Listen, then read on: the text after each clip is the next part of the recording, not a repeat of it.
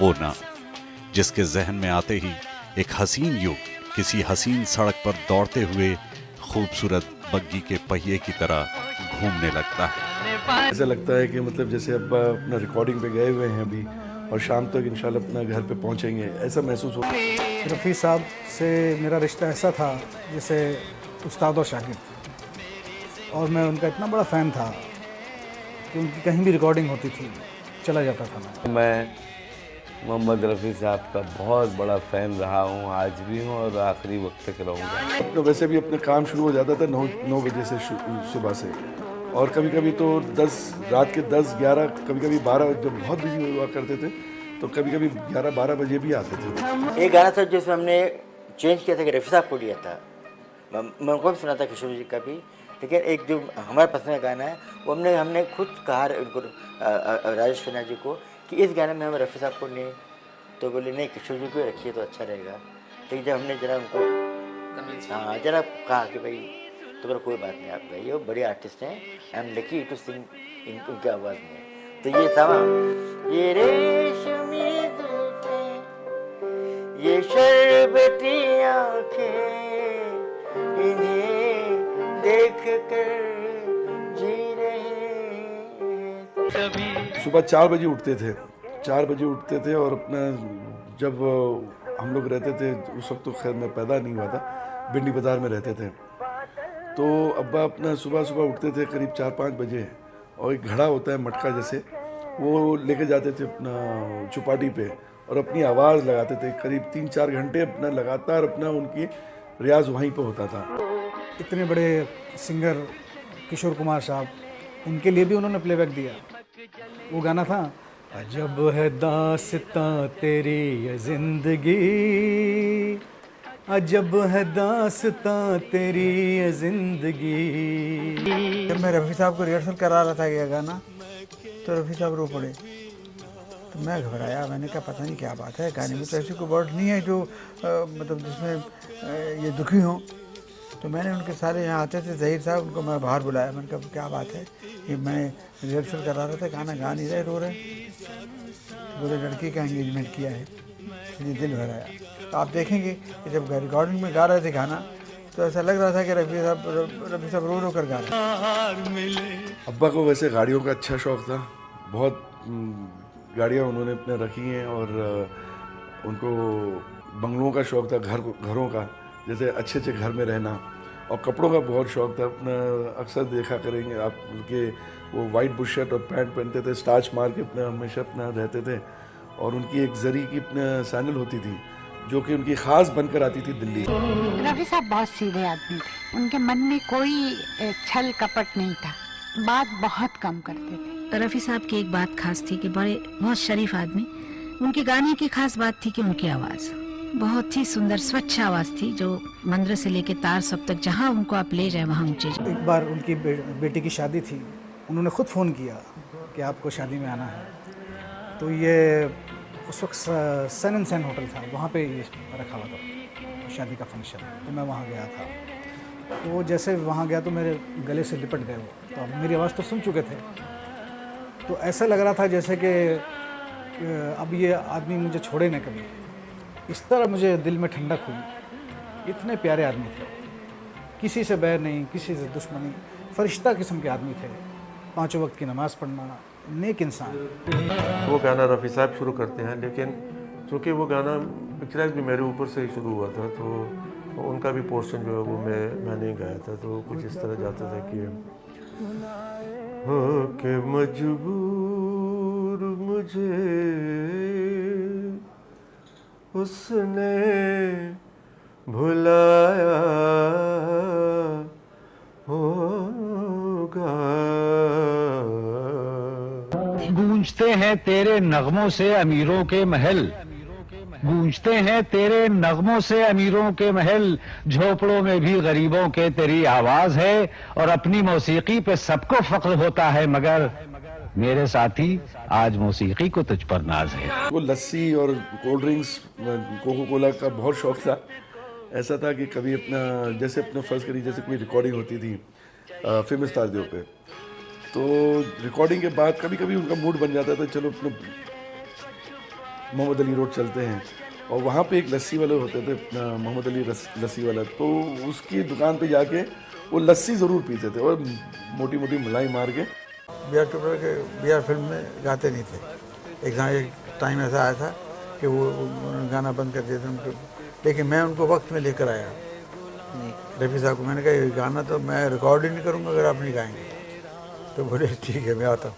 तो उन्होंने वक्त से दिन और रात गाने गाए। वो हर तरह के गाने इस खूबी से गाते थे कि गाना ना समझने वाले भी वाह वाह कर उठते थे। ऐसे गायक बार बार जन्म नहीं लेते। जश्न जमहूरियत के मौके पर जब हिंदुस्तान को आज़ादी मिली और लाल किले में दिल्ली में प्रोग्राम रखा गया जहाँ रफ़ी साहब और मुकेश जी को गाने के लिए बुलाया गया, तो वहाँ मुझे पता लगा कि रफ़ी साहब दिल्ली में आए हुए हैं। तो मैं ढूंढ ढांढ कर कैसे भी पता लगा कर वहाँ पहुँचा। पता लगा कॉरोनेशन होटल फतेहपुरी में ठहरे हैं। मैं वहाँ गया, उनसे मिला। रफ़ी साहब का ये सफ़र आगे भी जारी रहेगा। फिलहाल वक्त हो गया एक छोटे से ब्रेक का। एक बार किशोर कुमार साहब फिल्म बनाने थे तो उनको आवाज़ की ज़रूरत पड़ गई रफ़ी साहब की, तो उन्होंने उनसे रिक्वेस्ट किया अगर गाएंगे, तो वो फ़ौरन तैयार हो गए। एक गाना उन्होंने गाया, तो पैसे क्या लेंगे? तो बोले मुझे 1 रुपया देना सिर्फ। रफ़ी साहब ने तो 1 रुपया निकाल के दिया। अच्छा, उसके बाद कुछ दिन बाद फिर उनका फ़ोन आया किशोर साहब का। वो खुद सुना रहे थे, उनके जो साले ना ज़हीर जी, वो सुनाया करते। तो कहने लगे किशोर दा का फिर फोन आ गया, क्या बोले गाने? नहीं अभी 1 रुपये में मैं नहीं गाऊंगा। गाना कव्वाली भी गाते थे, मिलते ही नज़र तुमसे हम हो गए दीवाने। गाने तो रोमांटिक तो उनके एक एक गाना उठा के देखते हैं आप, 2 बदन के देखिए सारे गाने हिट थे।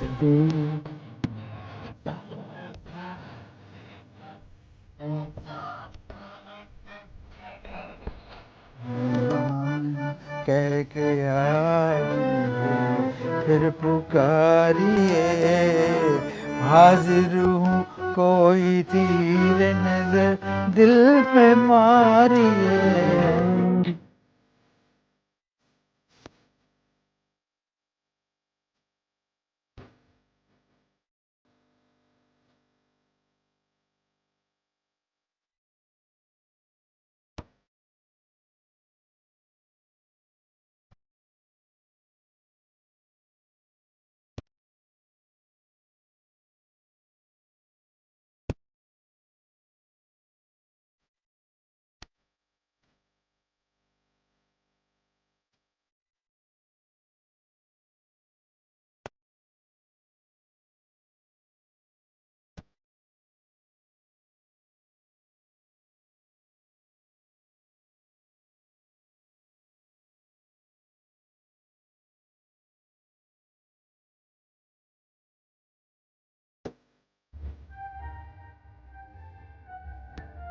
ये गाना भी एक अमर गीत है जो अमिताभ बच्चन जी पर पिक्चराइज हुआ और ये गाना काफ़ी पॉपुलर हुआ। और मुझे लगता है कि जब तक रफ़ी साहब को लोग याद रखेंगे, इस गाने को भी याद रखेंगे।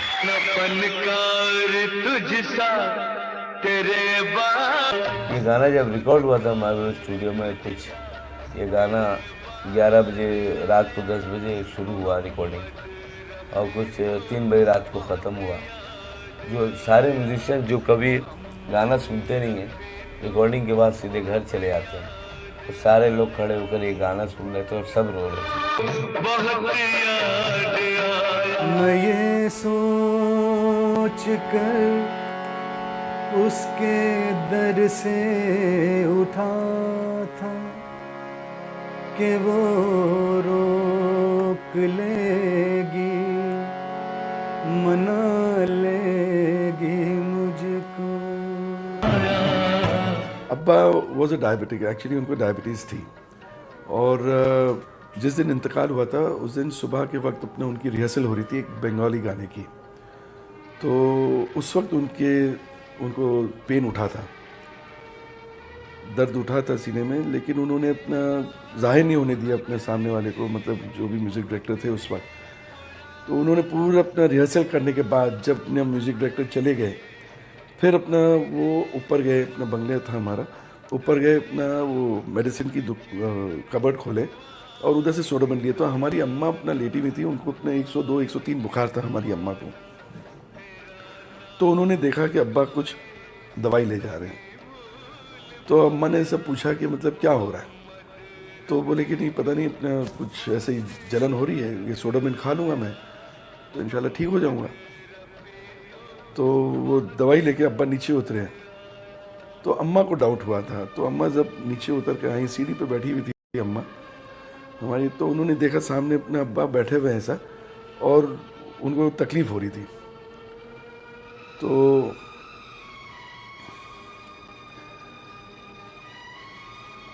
हमारी अम्मा ने कहा अपना कि हमारे मामू थे उस वक्त, तो उन्होंने बुलाया ज़हीर इधर आओ, अपने डॉक्टर को बुलाओ, लगता है इनकी तबीयत ख़राब है।